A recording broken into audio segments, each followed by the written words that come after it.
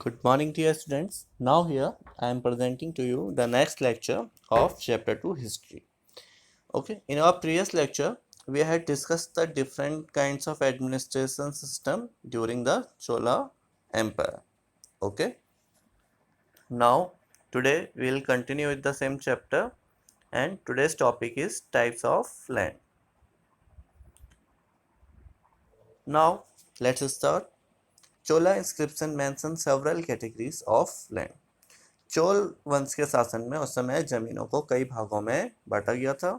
Like the first one is Vellanvagai, land of non Brahmin peasant properties.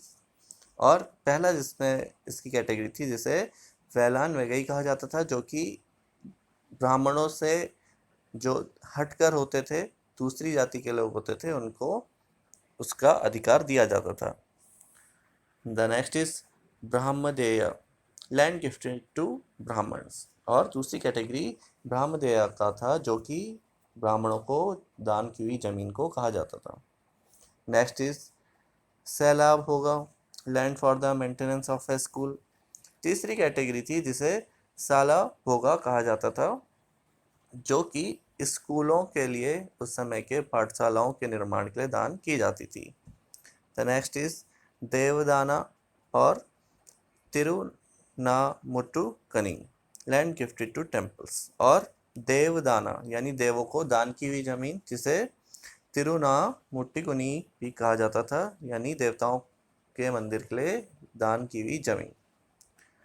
The next is the Pallichchandam, land donated to Jain institute, यानी जैन धर्म के लोगों के लिए जो जमीन दान की जाती थी उसे पल्ली चचनाडम कहा जाता था।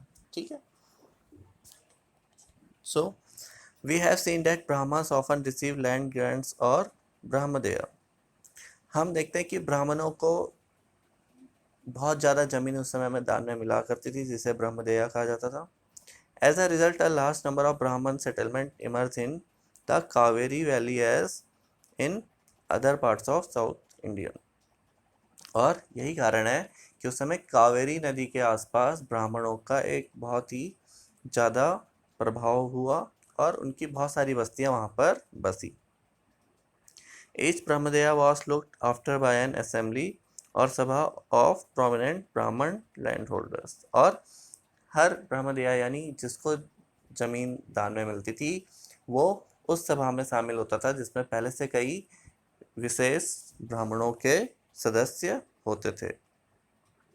This assembly work very efficiently, और ये सभा बहुत ही अच्छी तरह से कार्य करती थी। Their decision were record in detail in inscription often on the stone wall of temples. और इनके जो भी निर्देश होते थे वो इंस्क्रिप्शन के रूप में या पत्थरों में दीवारों के रूप में निर्देशित किए जाते थे। Association of trader known as Nagarams also occasionally perform administrative function in town. और इसके साथ साथ कुछ व्यापारियों का ग्रुप, जिसे कि नागराम्स भी कहा जाता था, वो भी एडमिनिस्ट्रेटिव प्रोसेस में भाग लिया करते थे। Inscription from Uttaramerur in Chingleput district Tamil Nadu provide details of the way in which the sabha was organise. और इसी तरह का एक इंस्क्रिप्शन हमें उत्तरामेपुर, जो कि चिंगलेपुट डिस्ट्रिक्ट तमिलनाडु में है, उससे हमें ये डिटेल्स मिलती है कि उस समय किस तरह से इन सभाओं को ऑर्गेनाइज किया जाता था। The sabha had separate committees to look after irrigation work. और उसी समय सभा में भी अलग से कमिटीज बनाई जाती थी, जो कि सिंचाई का काम देखा करती थी। इसके अलावा गार्डन, टेम्पल एटसेट्रा और मंदिरों और बागों का भी देखरेख वो समितियां किया करती थी। Name of those eligible to be member of these committees were written on a small ticket of palm leaf and kept in an earthenware pot, for which a young boy was asked to pick the tickets one by one for each committee. और इसके जो भी committees के member नामांकित होते थे, उसके लिए वो उन सभी का नाम एक छोटे पाम के पत्ते पर उनका एक टिकट बना लिया जाता था, और जिसको एक घड़े में रख दिया जाता था, और एक एक करके उसमें से वो टिकट्स निकाले जाते थे छोटे बच्चे के द्वारा, जिससे वो कमेटी के सदस्य नामित हुआ करते थे, सदस्य बना करते थे। Now inscription and text. The working of सभा according to the उत्तरामोर inscription. अब यहाँ पर एक इंस्क्रिप्शन दिया गया कि किस समय वो सभा काम किया करती थी। All those who wish to become members of the सभा should be owners of land from which land revenue is collected. यानी इस सभा का सदस्य बनने के लिए किसी को भी जमीन का मालिक होना पड़ता था जिससे रेवेन्यू कलेक्ट किया जाता था। They should have their own home. उसका अपना घर होना चाहिए था। They should be between 35 and 70 years of age. और उनकी जो उम्र थी वो 35 से 70 साल के बीच होनी चाहिए थी। They should have knowledge of the Vedas. उन्हें वेदों का ज्ञान होना चाहिए था। They should be well versed in administrative matter and honest. उन्हें एडमिनिस्ट्रेटिव वर्क का ज्ञान होना चाहिए था और ईमानदार होना चाहिए था। If anyone has been member of any committee in the last 3 years, he cannot become a member of another committee. अगर कोई सदस्य किसी कमेटी में 3 साल तक सदस्य रहा हो तो वो दूसरी किसी कमेटी का सदस्य नहीं बन सकता था। Anyone who has not submitted his account as well as those of his relative cannot contest the election.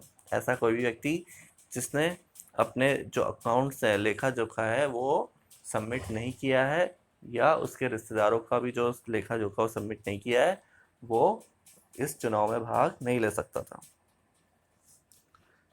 While inscription tell us about kings and powerful men, here is an excerpt from the Periya Puranam, a 12th century Tamil work which informs us about the lives of ordinary men and women.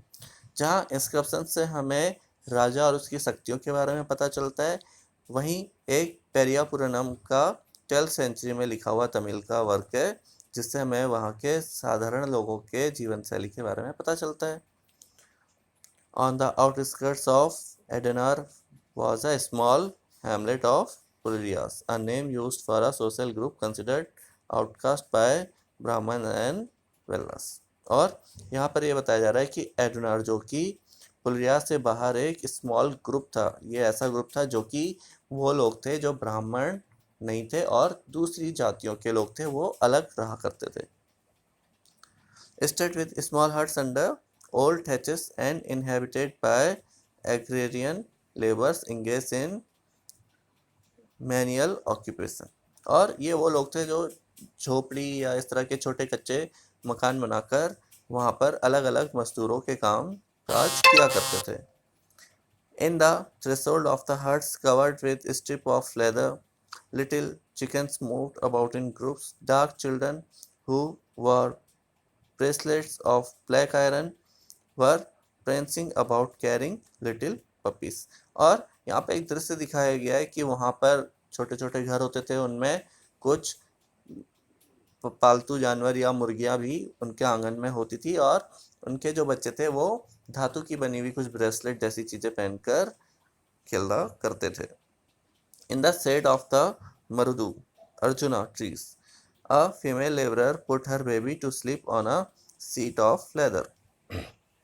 और अर्जुन के पेड़ के नीचे जो वहाँ पे एक महिला है वो अपने बच्चे को लेदर यानी लेदर का जो कपड़ा होता है उस पर सोने के लिए रख देती है। There were mango trees from whose branches drums were hanging, and under the coconut palms in little hollows on the ground, tiny-headed bitches lay for weeping. और वहाँ पर आम के साथ साथ बहुत सारे कोकोनट के ट्री भी हैं जिनकी छाँव में छोटे छोटे कुत्ते और उनके बच्चे आराम करते हैं। The red-crested cocks crowed before dawn, calling the Brownlee plural to their day works and by day. Under the shade of the kanji tree spread the voice of the wavy-haired Pularia women singing as they were husking paddy. और इसके साथ साथ वहाँ पर जो red crested cocks है crowded before dawn calling the ब्रनी पुलियर, और वहाँ पर जो मुर्गों की एक प्रजाति है वो भी वहाँ पर बांग लगाती है रोज रोज। और उसके साथ साथ वहाँ पे कांजी का एक जो पेड़ है उसमें जो पुलरिया वहाँ की वुमेन्स हैं वो धान को अलग करते हुए दैनिक कामकाज गाते हुए अपना किया करती थी। तो ये एक छोटा सा डिस्क्रिप्शन है कि कैसे उस जमाने में जो साधारण लोग थे वो रहा करते थे। Okay, so dear student, this is for today. Just revise these paragraph which we had discussed today. If you have any doubts and confusion, you can ask it to me. Okay, thank you. Have a good day.